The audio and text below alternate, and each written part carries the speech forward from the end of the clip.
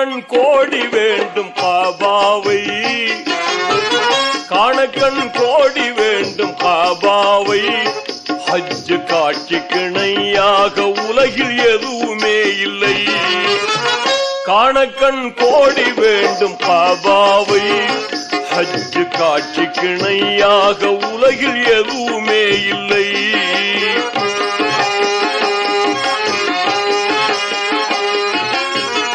தீனோர்கள் கூடும் இடம், திருநபிகள் பிறந்த இடம். தீனோர்கள் கூடும் இடம், திருநபிகள் பிறந்த இடம். வானோர்கள் வாழ்த்தி நிற்கும் வல்லோனின் புனித இடம்.